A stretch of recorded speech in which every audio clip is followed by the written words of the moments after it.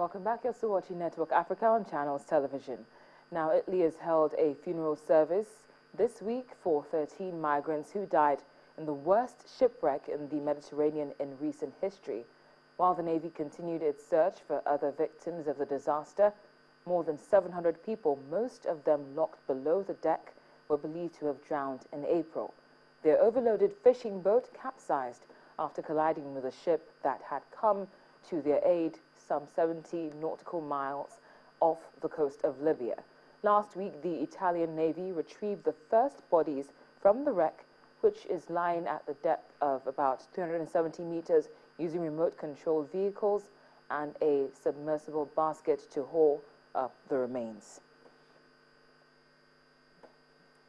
Well, the demolition of houses in the popular Douala 5, that's a settlement in Cameroon's economic capital, Douala, continues to leave hundreds of people who have called the neighborhood home for years homeless and almost hopeless.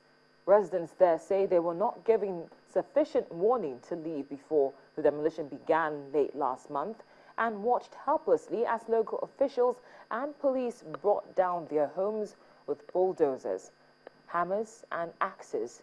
Authorities say they aim to demolish 365 homes in the swampy area, which they say is prone to flooding. Heavy rains that began 2 weeks ago also triggered major flooding in the area, submerging over 150,000 acres of land and forcing thousands to flee for safety. As the rains persist, the governor and other local authorities have advised people to evacuate the area.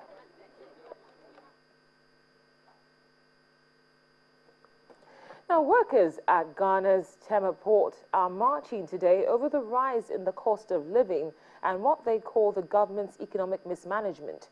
We understand that the workers carried a model of a goat.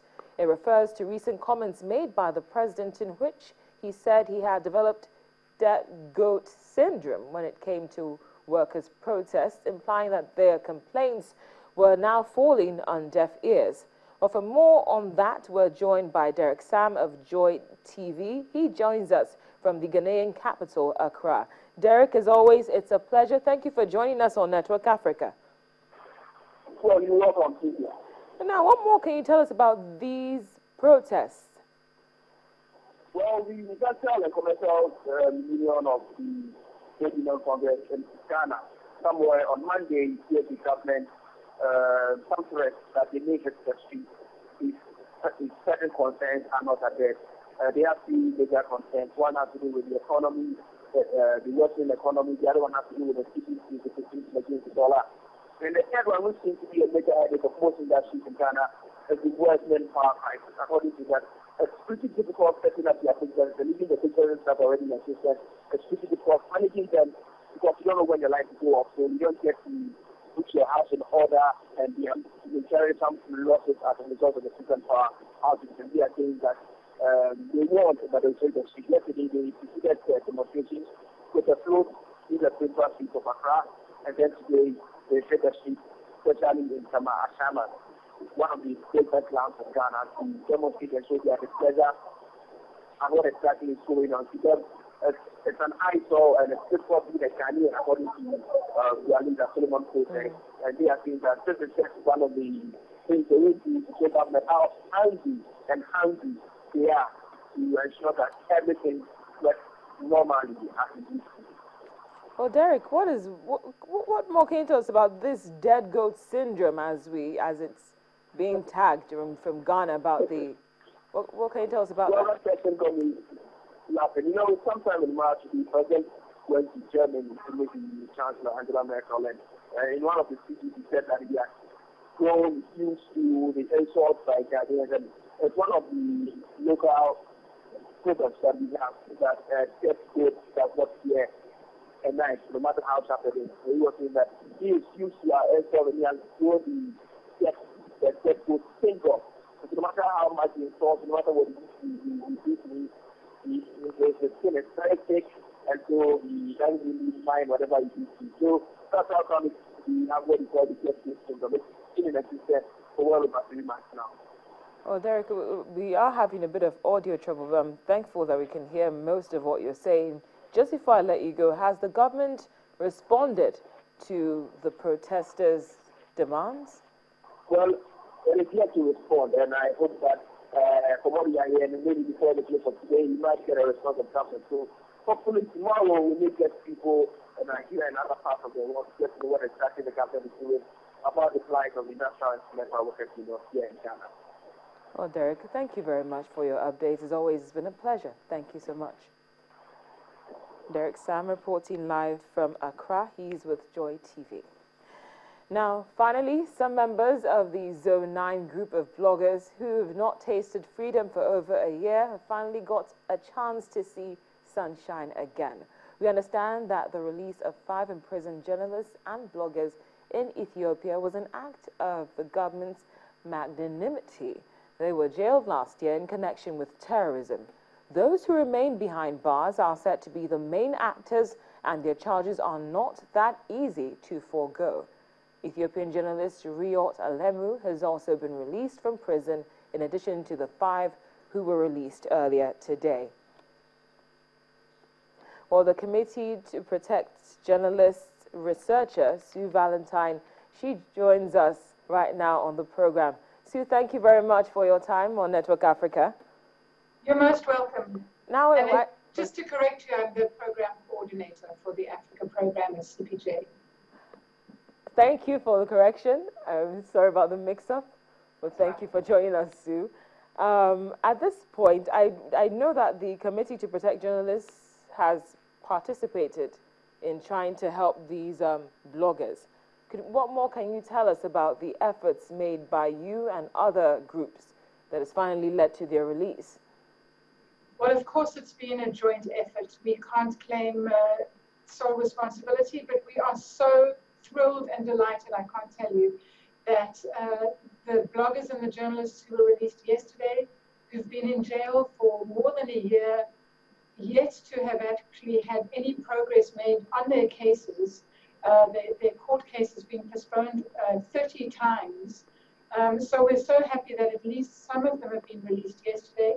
And then today's news that Riot Alemu, who has served 4 years out of a 5-year sentence, which was initially a 14-year sentence, which was reduced to 5 years, that she is free.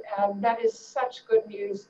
And of course, none of these people should have been in jail in the first place. They were exercising their right to freedom of expression, which is a fundamental human right, which Ethiopia recognizes.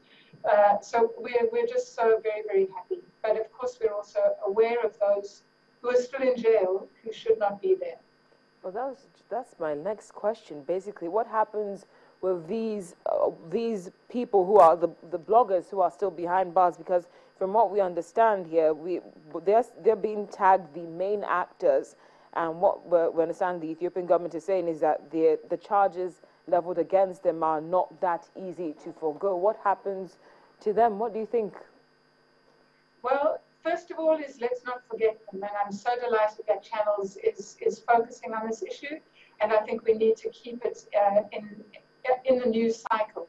The journalists are charged with terrorism, which is a ridiculous charge for bloggers who are talking about their concerns for their own country. They see themselves as patriotic Ethiopians who love their country and who want to engage with ideas about the best way for the country to develop. So to charge them with terrorism is to silence young, vibrant voices that I think should be heard and that should be participating in discussions about how a country develops. So I think that it's very easy for the Ethiopians to drop those charges. They have yet to have found evidence. It's been more than 12 months. Those charges should simply be squashed, and let's let those young bloggers take part in society and talk about the things that concern them and contribute to the development. Similarly, with the journalists who are serving sentences in jail, like Wubshed Tai, like Iskander Nega, like Temerson Desalen, they are charged and convicted under terrorism charges, which has no place for addressing the issue of journalists expressing their ideas. So we would really urge the Ethiopians to take another look at those cases as well.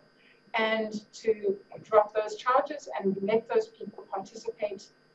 As you know, journalists are a central element to a democratic country, to allow, to report the news and to allow ideas to be expressed. Awesome. And so we really urge that, that Ethiopia continues this excellent move that they've made and continues the trend. Well, Sue, thank you very much, especially for the efforts of the Committee to Protect Journalists. Thank you for not backing down. We're very grateful for your time. Thank you so much for joining us on Network Africa. You're most welcome. Thanks for focusing on the issue. Thank you.